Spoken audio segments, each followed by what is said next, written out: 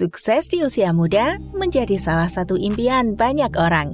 Sosok Sandiaga Uno dan William Tanuwijaya merupakan segelintir kecil pemuda yang berhasil melewati rintangan demi rintangan hingga berada di puncak kesuksesan.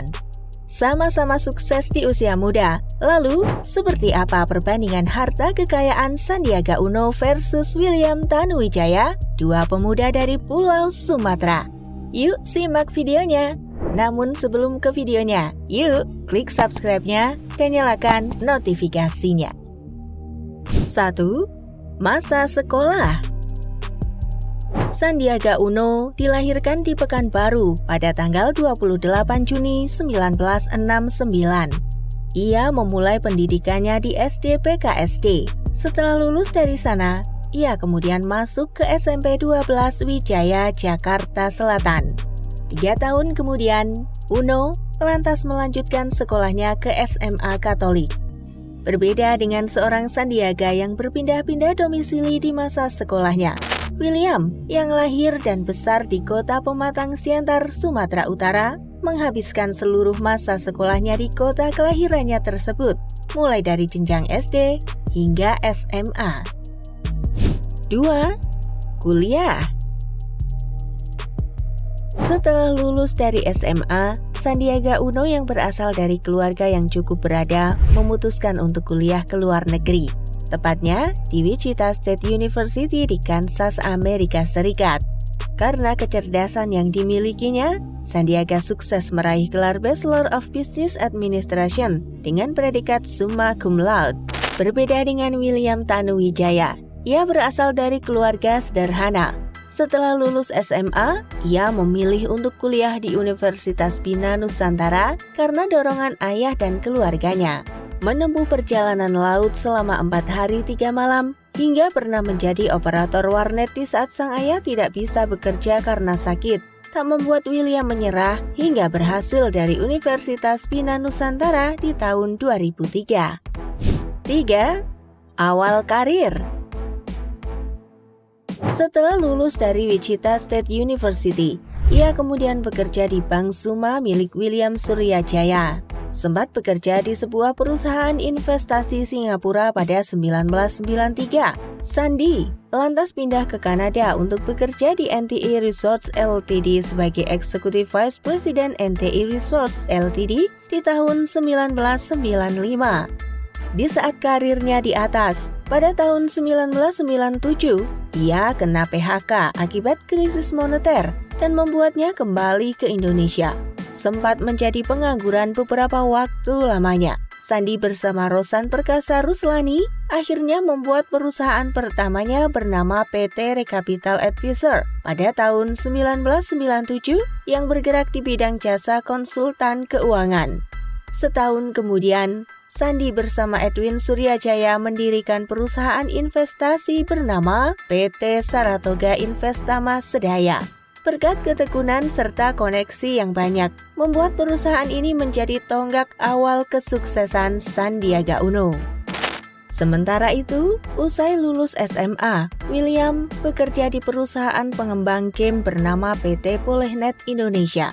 4 tahun di sana, ia kemudian pindah ke PT Signet Pratama selama 9 bulan lamanya.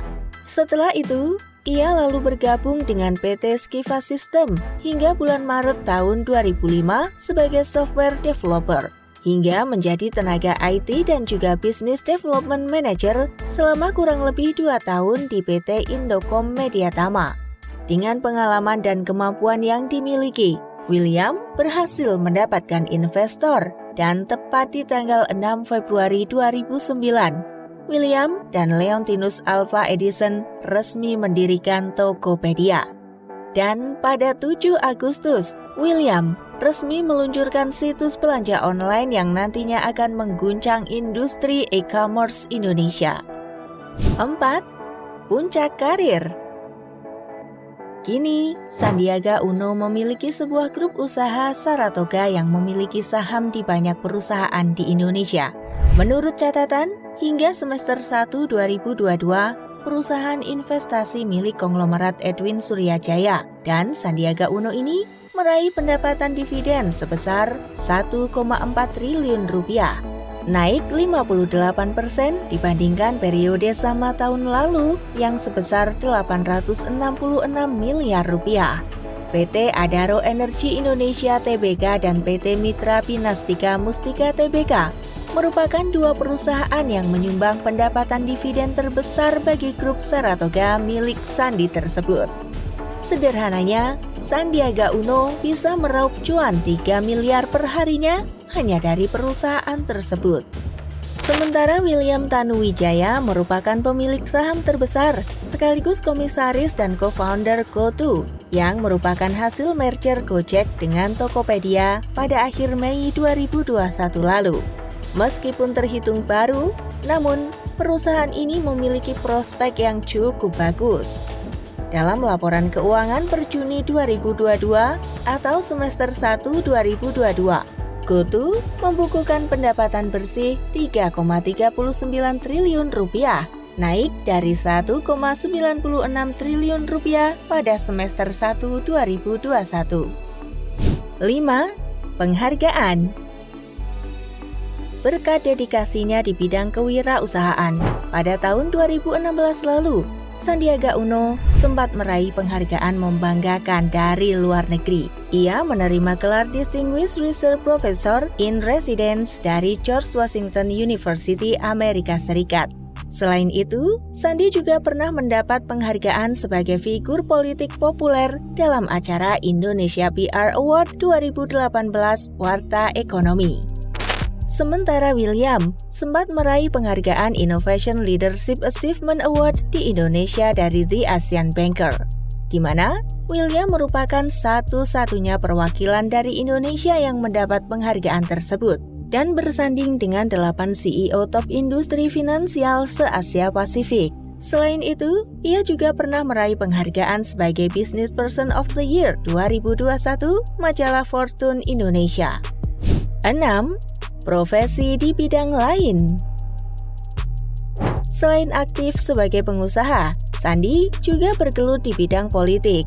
Pada Desember 2020 lalu, Presiden Joko Widodo menunjuk Sandiaga Uno menjadi Menteri Pariwisata dan Ekonomi Kreatif menggantikan Wisnu Tama Kusubandio sebagai Menteri Pariwisata dan Ekonomi Kreatif Menparekraf.